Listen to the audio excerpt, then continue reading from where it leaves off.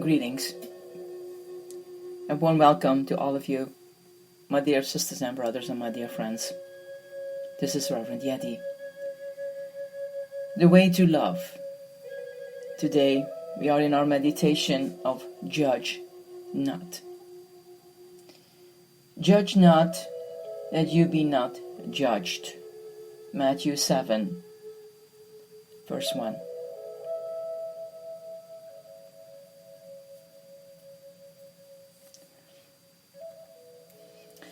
It is a sobering thought that the finest act of love you can perform is not an act of service, but an act of contemplation, of seeing.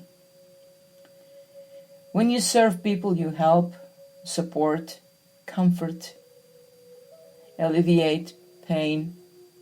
When you see them in their inner beauty and goodness, you transform and create. Think of some of the people you like and are drawn to you.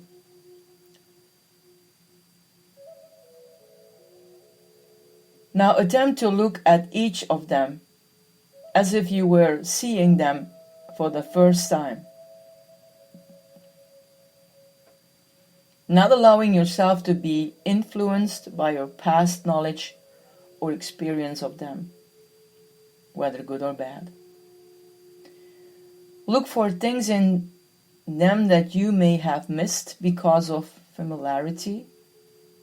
For familiarity breeds stallenness, blindness, and boredom. You cannot love what you cannot see afresh. You cannot love what you are not constantly discovering anew. Having done this, move on now to people you dislike. First, observe what it is in them that you dislike. Study their defects impartially and with detachment. That means you cannot use labels like proud, lazy, selfish, and arrogant. The label is an act of mental laziness, for it is easy to stick a label onto someone. It is difficult and challenging to see this person in his/her uniqueness. You must study those defects clinically. That means you must first make sure of your objectivity. Consider the possibility that what you see as a defect in them may not be a defect at all, but really something that your upbringing and conditioning have led you to dislike. If after this you still see a defect there, understand that the origin of the defect lies in a childhood experiences, past conditionings, faulty thinking and perception, and above all in unawareness, not in malice.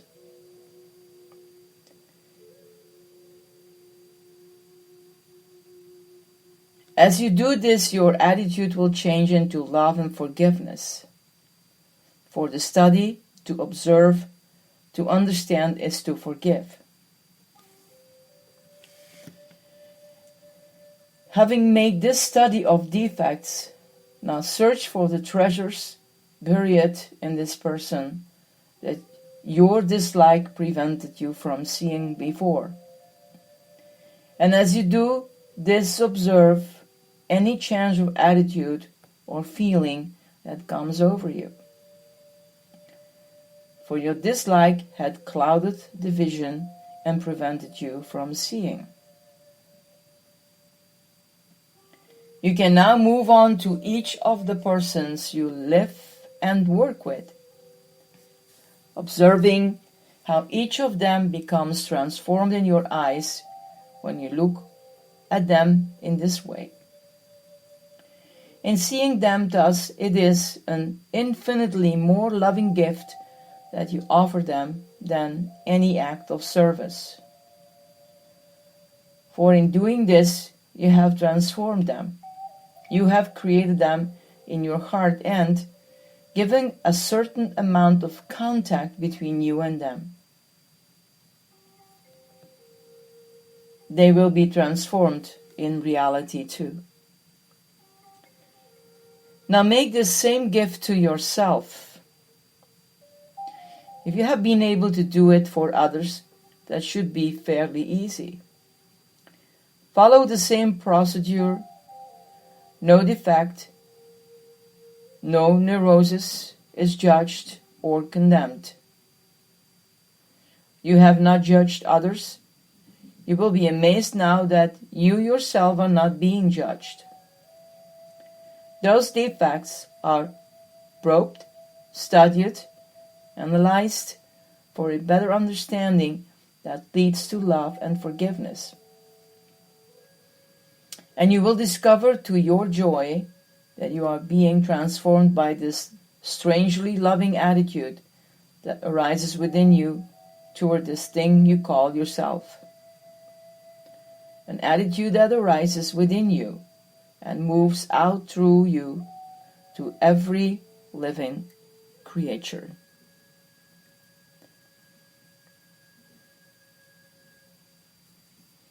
And if we all were listening very attentive,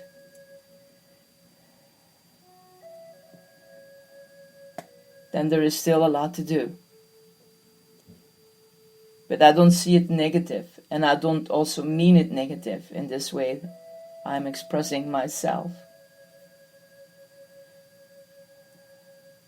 Judge not.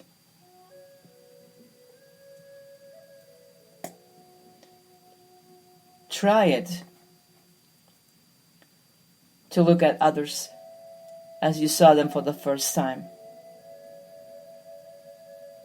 and bring that to yourself.